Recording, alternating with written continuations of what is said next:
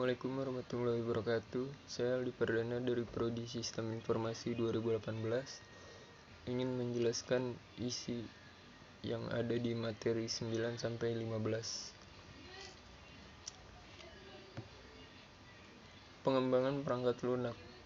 Perangkat lunak komersial. Kelebihan memakai perangkat lunak komersial antara lain implementasi cepat, penghemat biaya, estimasi biaya dan waktu. Kekurangannya, kesesuaian rancangan sistem yang tidak baik, ketergantungan pada vendor, biaya tidak langsung, dan kekurangan SDLC. Dan kualitas perangkat lunak, kualitasnya kinerja pengoperasian keseluruhan, kemudahan pembelajaran, pengontrolan, dan penanganan kesalahan. Dukungan dari pembuat dan pemelihara. Dimensi rancangannya terdiri dari maintainability, usability, reusability, reliability, extendability. Dan dimensi nilai tambah atau PDM, productivity, diferensiasi, manajemen. Lalu perancangan perangkat lunak, karakteristik rancangan. Modul disusun secara hierarkis menggunakan logika KAL atau perform based, menggunakan alur kendali. Repetisi dalam satu modul, konsep kendali standar. Pengembangan sistem informasi. Tahap akhir dari siklus pengembangan sistem melibatkan pengintegrasian semua komponen rancangan sistem termasuk perangkat lunak, pengkonversian sistem total ke operasi.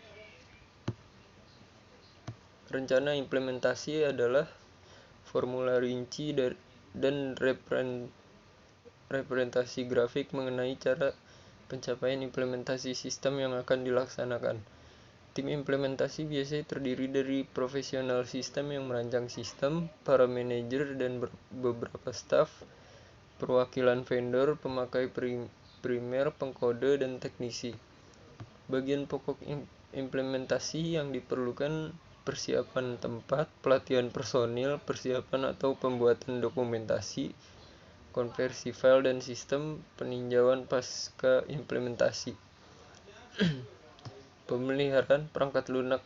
Jenis pemeliharaan terbagi menjadi 4. Pemeliharaan korektif, pemeliharaan adaptif, pemeliharaan penyempurnaan, dan pemeliharaan preventif. Siklus hidup pemeliharaan sistem atau SMLC.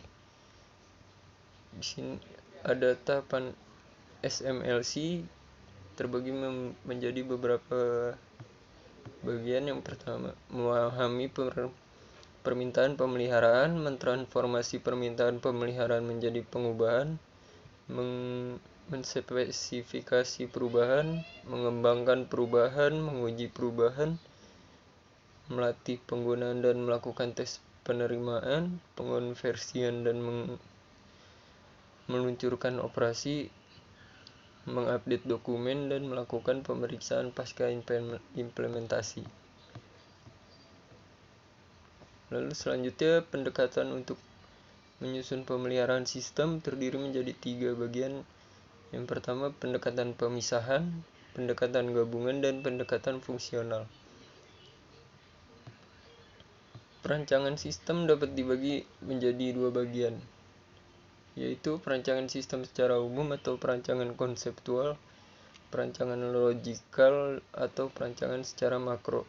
Yang kedua, perancangan sistem terinci atau perancangan sistem secara fisik. Tujuan perancangan sistem. Tahap perancangan atau desain sistem mempunyai 2 tujuan utama, yaitu untuk memenuhi kebutuhan kepada pemakai sistem dan untuk memberikan gambaran yang jelas dan rancang bangun yang lengkap kepada pemrogram komputer dan ahli teknik yang terlibat. Personil yang terlibat.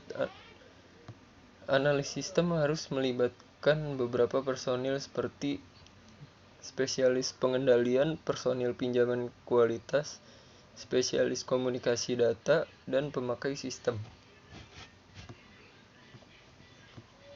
Tahapan perancangan sistem. Perancangan output.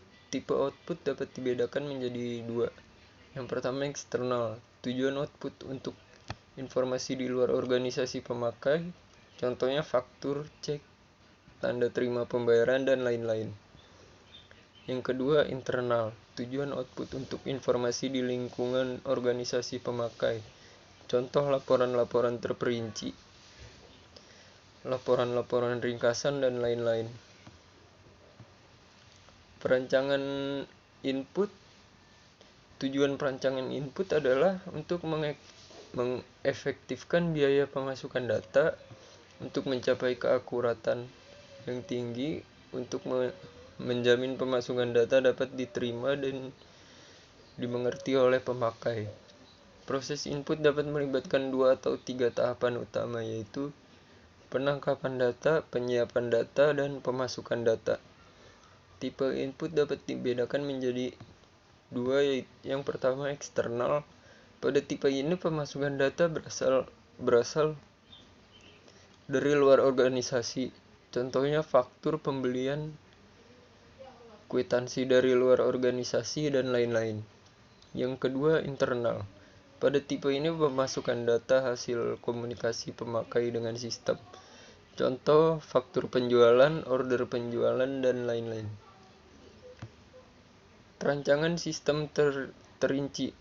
Perancangan output. Tujuan perancangan output adalah mengubah data menjadi informasi yang berkualitas dan dapat digunakan. Tujuan akhirnya adalah untuk proses pengambilan keputusan. Informasi yang berkualitas dan dapat digunakan meliputi hal-hal berikut. Yang pertama accessibility, yang kedua timelines, yang ketiga relevance, yang keempat akurasi, dan yang kelima usability. Perancangan input. Input mengawali dimulainya proses informasi. Input perlu direncanakan untuk mengonversikan data mentah ke dalam informasi yang berguna. Beberapa media dan metode yang digunakan untuk mendapatkan data dan input data, diantaranya paper form yang digabungkan dengan layar data entry, electronic form, direct entry device, codes, menus, dan natural language. Sekian penjelasan dari saya. Wassalamualaikum warahmatullahi wabarakatuh.